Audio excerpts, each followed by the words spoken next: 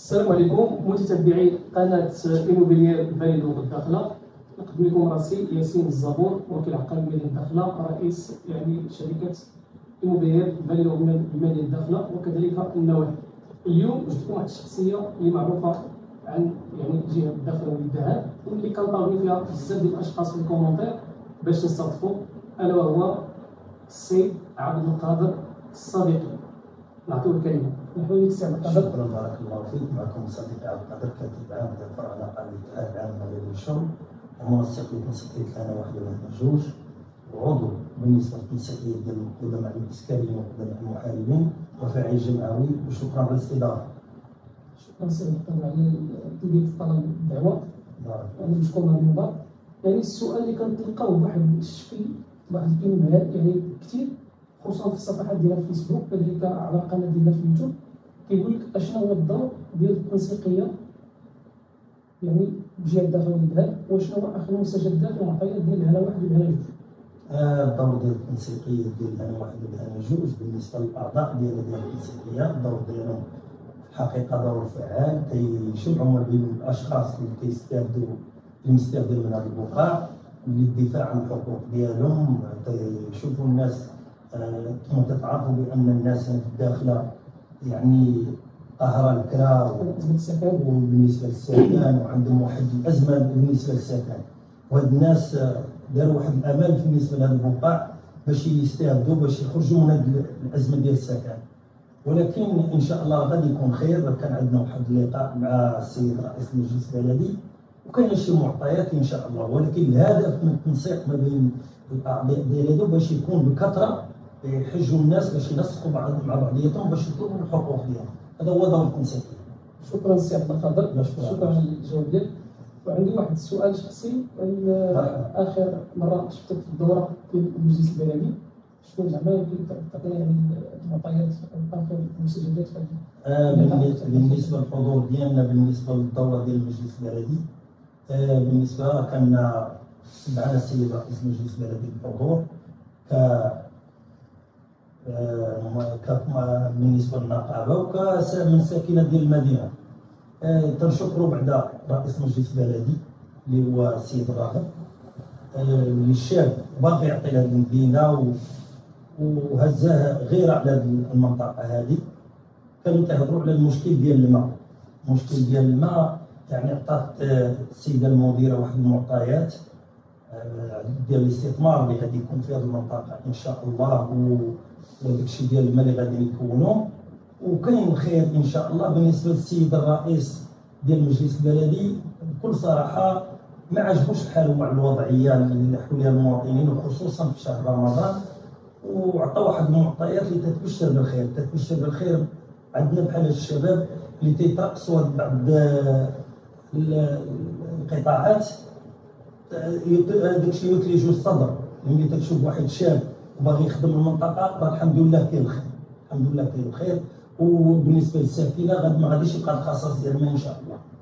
بالنسبه للواد الحار هضروا عليه، جميع ما يكون في المدينه. هذا السيد باغي يكون لا ولا السيد رئيس مجلس الاقليمي. واهم حاجه سي عبد القادر في مجال التسويق انه بالنسبه للمشاريع ما يمكنش نهضروا على الاستثمارات الضخمه والمشاريع الكبرى، في حين حنا عندنا مشكل باقي ديال البنيه التحتيه، باقي في المشكل ديال واد الحار، الاناره مازال عندنا بعض الاحياء مازال سميتو.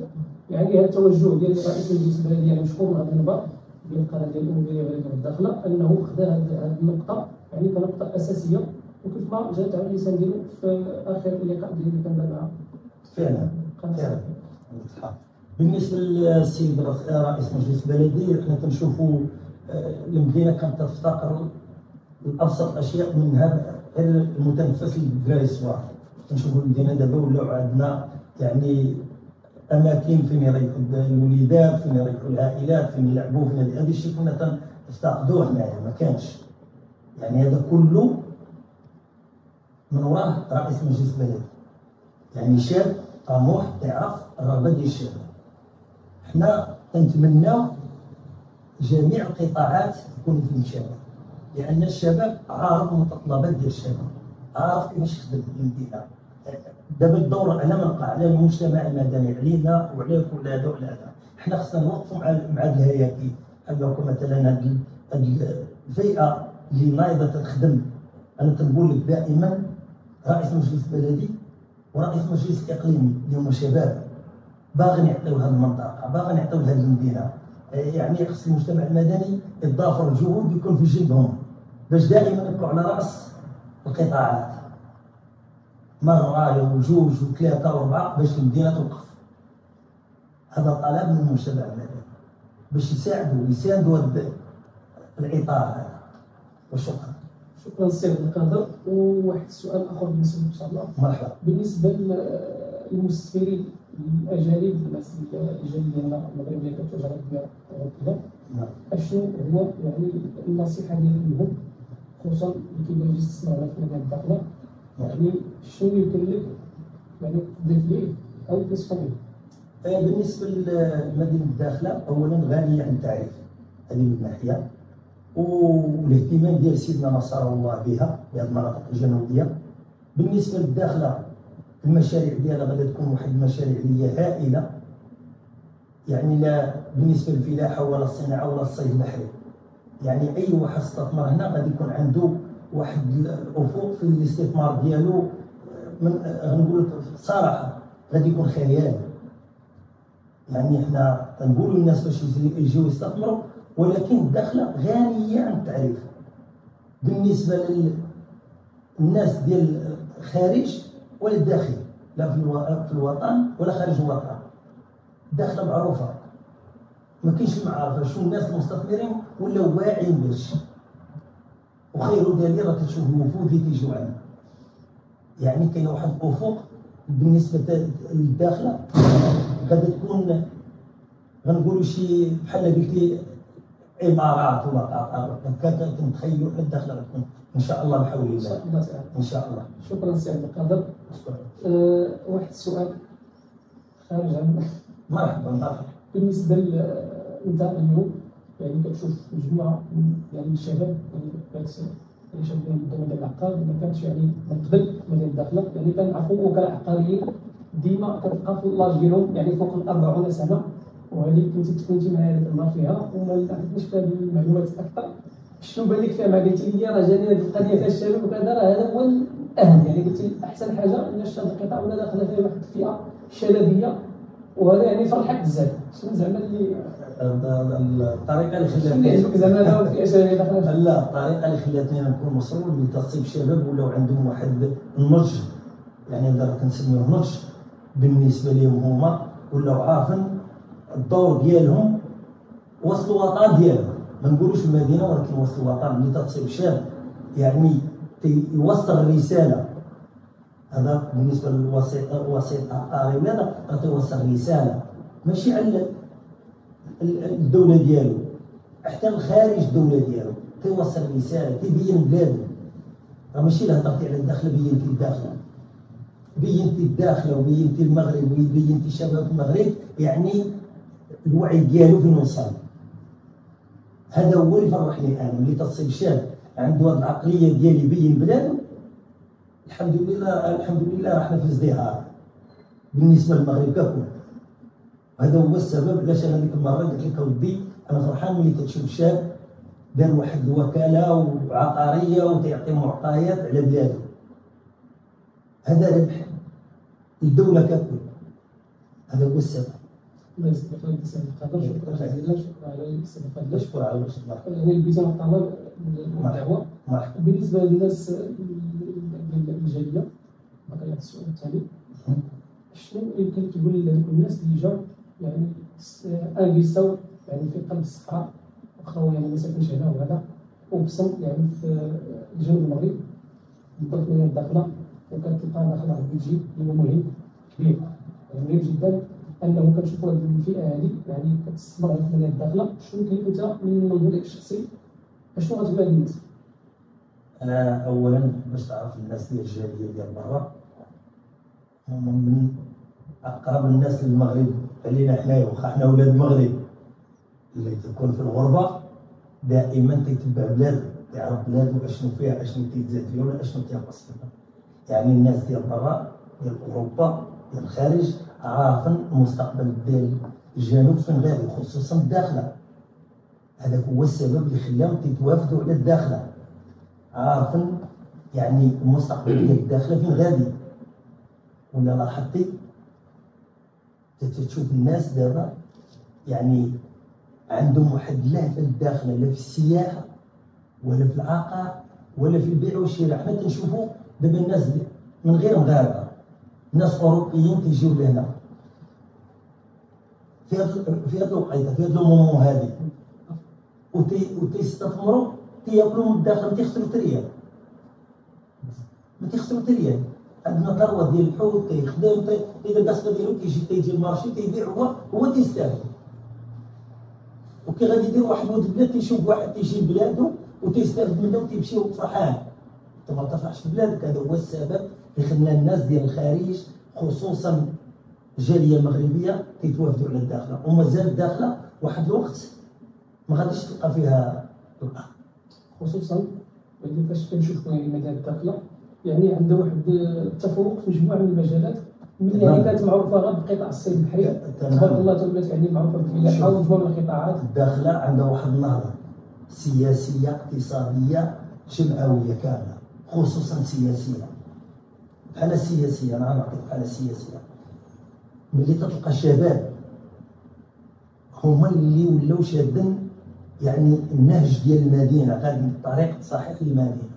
انا دائما كنشكر ديك الجوج، رئيس المجلس الاقليمي ورئيس المجلس البلدي، لان ملي تشوف واحد الشباب مازال قدامهم ما يعطيه، وداروا واحد النهضه للمدينه. ما نساوش لان المدينه قلت لك كانت تفتقر بزاف الحوايج، دابا الحمد لله عندنا. راه هذا المشكل اللي كنشوفو حنا ديال الماء، وهذا يعني رئيس المجلس البلدي وقف ليه بيدو. هذا هو الاهم، هذا هو الاهم. اللي تلقى واحد مسؤول واقف على واحد الحاجه صافي، راه عرف راه كاينه خدمه، عرف راه كاين واحد الامل في المدينه. ولكن واحد كنا نشوف شحال هذيك كان الركود، كما تمشي لداخله تجي تلقى لا دابا لا، عندك متنفس الوليدات، راه حنا تنشوف العمل بالنسبه للبنيه التحتيه ديال الداخله، كلشي سيف يتعاود، كلشي السيد خدام من قلبه ونفسه على هذه المدينه هذه. وهذا هو اللي عجبنا حنا، وهذا هو اللي خلانا حنا نطلبوا من المجتمع المدني ولا الاخوان ولا المواطنين يشدوا بيد جوج هاد الناس هذو، لانهم قدوه الناس السياسيين بدون منازع. شكرا سي عبد القادر. شكرا لك.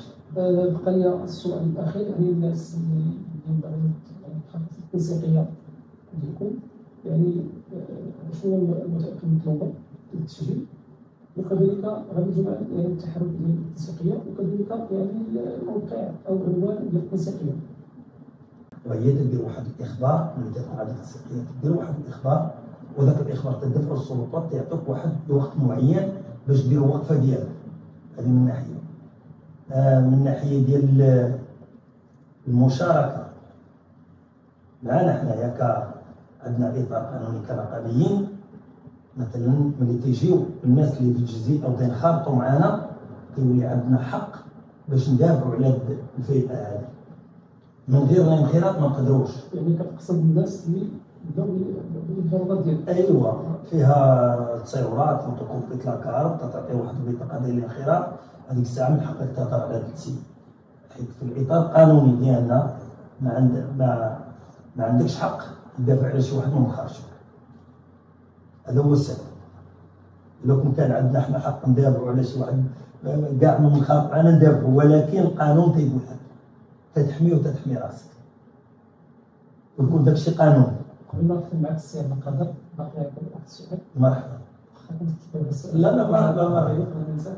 بالنسبه يعني كيف كتشوف انت يعني اذا كنت تجهيز مثلا لهنا واحد على الاقل هنا واحد، يعني في حين كاين هذه الازمه ديال ازمه السكن في المدينه، يعني شنو كيبان لك انت اللي جهدت مثلا غتزيد ديال هنا واحد مثلا في واخا كما تيقولوا في كاع فين المشكل، شنو زعما كيبان لك انت؟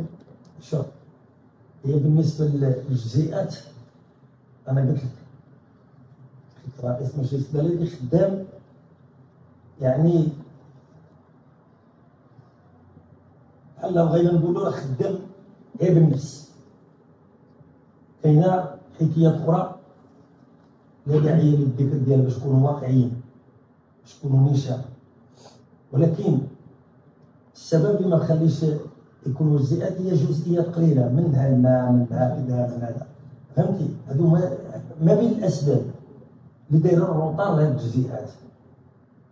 بالنسبه للمسؤولين، لا من السيد الوالي ولا من رئيس الجهه ولا من رئيس مجلس الاقليم، لو كنصابوا من المدينه تكون مزدهره وما يكونش الكرا وما يكونش ازمه سكن، ولكن كاين جزئيات اللي ما مخلينش هاد الجزئيات يكون.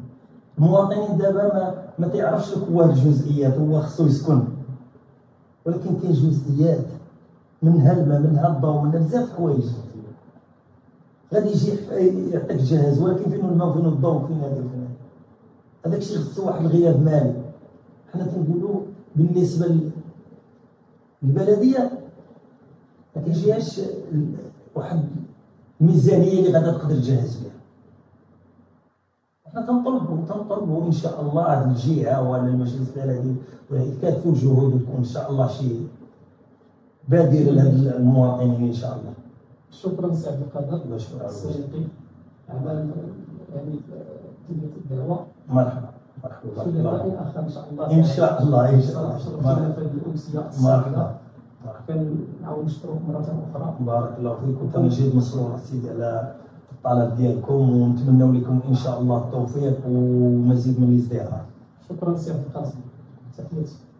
نعطي الكلمه للسي اسامه، الطاقم التقني ديالنا معنا في الشركه الدوليه ديالو، ومازال معنا باقي الاخوان. نعطيو الكلمه. بزاف السلام على المعلومات اللي عطيتينا، وجاوبتي الناس بزاف على انه كيعانيو من المشكل ديال البنيه التحتيه، من هذا الماء، من بزاف ديال الحوايج. وعندنا هذا السؤال اللي غنسولك سي عبد القادر. مرحبا. كيفاش هاد المشاريع الكبرى بحال هاد القور، بناء الأطراس اللي غادي يدار وهاد المحطات اللي كيداروا حاليا، كيفاش غادي يأثروا على السوق العقاري والمنطقه والسياحه ايضا؟ بالنسبه للمشاريع ديال الميناء وهذه المشاريع الكبرى اللي في الداخل، ما غاديش يكون عندها تاثير، بالعكس غيكون عندها ازدهار بالنسبه للمنطقه، لجلب المستثمرين، لجلب السياح، اليد العامله، بزاف د الحوايج. ماشي غادا تاثر، بالعكس غادا تزدهر المنطقه ككل. تاثير ايجابي. تاثير ايجابي فعلا، تاثير ايجابي بالنسبه للساكنه اولا للشباب، اليد العامله، الشباب. حنا كنشوفوا حاليا بالنسبه بحال مرسى، بحال القور، شحال ديال الناس خدامه فيه. حنا كنا تنفتقر ولا هادشي ما كانش كنخدم. الا خطاك البحر دابا ولا القور ولا يعني اليد العامله عندها فين تحرك، عندها فرص. خلقت فرصه الديناميكيه اللي باش تدور المدينه، هذا كله ايجابي بالنسبه لنا. شكرا على المعلومات اللي عطيتينا.